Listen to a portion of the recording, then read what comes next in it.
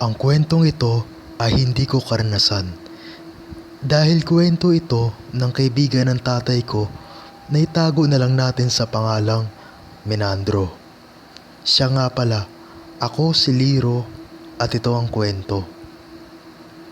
Noong panahong ito ay isang mangingisda si Menandro. Kasakasama niya sa laot ang pinsan niyang si Norvin. Noong panahong iyon ay galing sa paghihiwalay sa kasintahan si Menandro, kaya talagang malungkot siya. Nako, kalimutan mo na yun pre. Marami pa namang babae eh.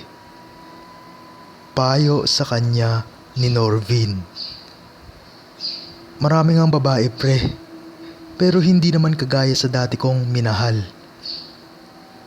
Pahayag ni Menandro. Ayos lang yan. Makakatagpo ka rin ng hihigit pa sa babaeng yon. Dahil sa sinabi ng kaibigan, nakumbinsi naman siya nito na mayroon pang matatagpuan. Hanggang sa isang araw ay merong nakilalang babae, si Menandro. Nakilala niya ang babaeng ito nang madaanan niya ang tahanan at nang tulungan niyang mag-igib. Nasilayan niya kasi na tila hirap na hirap ito. Naging magkaibigan sila ni Katerina hanggang sa bandang huli ay nagkatuluyan sila. Kaya naman muling sumigla ang buhay ng binata.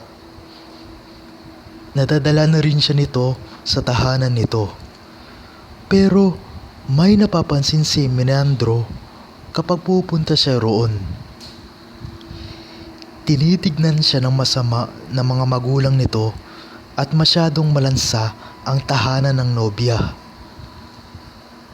Pero isinasawalang bahala na lamang niya yon, ngunit ang hindi niya lang may paliwanag ay kung bakit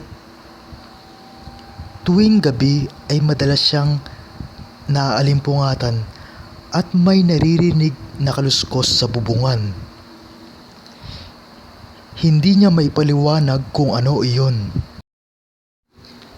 Hanggang sa isang hapon, kung saan ay naghahanap siya ng panggatong, ay bigla niyang nasilayan ang nobya sa loob ng gubat. Nagubad ito ng kasuotan, may daladalang langis at ipinahid sa buong katawan. Hanggang sa namilog ang mga mata ni Menandro nang unti-unting tinutubuan ng pakpak si Katerina. Nagkaroon ng pangil sa bibig, naging demonyo ang muka at nahati ang katawan. Hindi lubos akalain ni Menandro na manananggal ang nobya. Ang pamilya pala nito ang matagal nang nananalot sa kanilang lugar. Nagkukumahog na umalis si Menandro sa lugar na iyon. Sa sumunod na araw, kinomprontan niya si Katerina. Umalis ka na sa lugar na ito, Katerina. Alam ko na ang lihim mo. Anong lihim ba ang tinutukoy mo, Menandro? Huwag ka nang magmaang-maangan pa. Nakita ko sa kakahuyan na naging impakta ka. Ikaw at kayo ng pamilya ninyo ang naghahasik ng lagim dito sa baryo. Kayo ang dahilan ng pagkakawala ng mga alagang hayop at ng mga bata. Maghiwalay na tayo dahil ayoko nang makipagrelasyon sa isang gaya mo. Kung yan ang kagustuhan mo, hindi na kita mapipigilan pa. Pero gusto ko lang linawin sa'yo, Menandro, na hindi kami ang naghahasik ng lagim dito, kundi ang ibang mga gaya naming aswang. Sa katunayan, kami ang taga-protekta dito. Mga hayop lang sa kagubatan ang kinakain namin, Menandro. Kung ayaw mong maniwala, karapatan mo yan. Pero lagi mo sanang isaisip na minahal kita ng sobra. Maramdaming wika ni Katerina, sabay takbo nito palayo.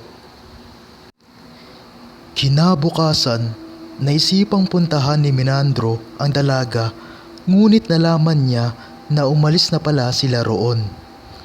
Nagsisisi siya tuloy kung bakit niya sinabi yon sa nobya. Sa bandang huli ay nalaman niya na hindi pala talaga sila Katerina ang naghahasik ng lagim. Ibang tao nga ang mga yon, at naitaboy na ito ng mahusay na albularyo. Kaya naging payapa na ang kanilang baryo. Labis na nagsisisi si Menandro kung bakit siya nangusga agad, at tumingin lamang agad siya sa panlabas na kaanyuhan. Alam niyang umiwas lamang sa kanya ang dalaga at labis itong nasaktan sa kanyang sinabi.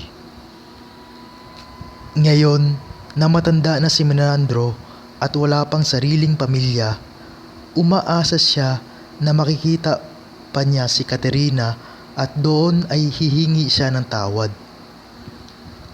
Hanggang dito na lamang po ang kwento, at lubos na nagpapasalamat, Liro.